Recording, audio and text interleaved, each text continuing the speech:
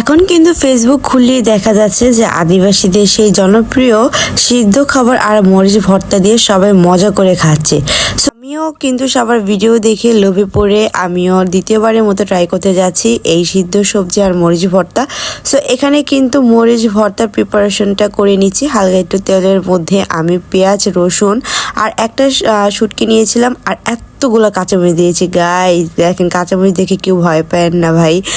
তারপর দিয়েছি লবণ। এখন সামান্য পরিমাণ পানি দিয়ে এগুলোকে সিদ্ধ করতে দিয়েছি। দেন এটাকে সাইডে রেখে এখন আমি যে সবজি দিয়ে এগুলো ট্রাই করব সেগুলো দেখিয়ে নিচ্ছি। এখানে আমি মিষ্টি কুমড়ো নিয়েছি ফুলকপি, বাঁধাকপির পাতা, দেন নিয়েছি শিম আর আছে লাল শাক। এটা কিন্তু আপনারা আপনাদের পছন্দ মতো সবজি দিয়ে ট্রাই করতে পারেন।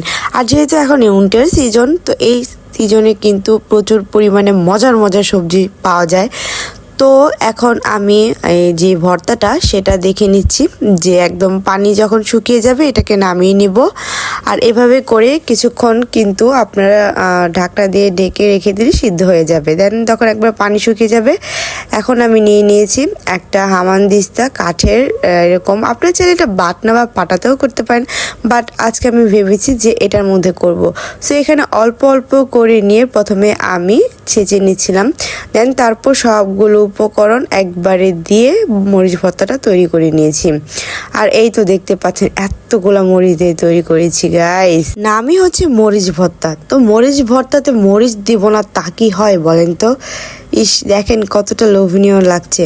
যাই হোক, দেন এটাকে আবার আমি রেখে এখন চলে যাচ্ছি আমার যে সবজিগুলো আছে সেগুলোকে সিদ্ধ করতে। এখানে পানি বসিয়েছিলাম, পানিটা গরম হয়ে গেছে, এর মধ্যে লবণ দিয়ে দিচ্ছি আর এক একে করে আমার সবগুলো সবজিগুলো আমি এর মধ্যে দিয়ে দিয়েছি। আর ভাই একটা কথা বলে রাখি, এই মিনি কুকারটার জন্য আমার যে কত উপকার হয়েছে। এখন আমি একদম ইজিভাবে রান্নাঘরে না গিয়ে আমার রুমে বসেই কিন্তু আমি রান্না করতে পারি। সো এটা আমার কাছে খুব ভালো লাগে ভাই, আরাম করে রান্না করা যায়। যাই হোক, দেন এখানে আমি চেক করছিলাম যে আমার সবজিগুলো হয়েছে কিনা। এদিকে আমার সবজিগুলো কিন্তু হয়ে গিয়েছে। আর এই সবজিগুলো কিন্তু একদম পুরোপুরি সিদ্ধ করা যাবে না, কারণ এটা কিন্তু দেখেছি আমি হাফ সিদ্ধ করেই খেতে হয়। দেন এখন আমি নিয়েছি সাথে মরিচ ভর্তা আর নিয়েছি গরম গরম ভাত।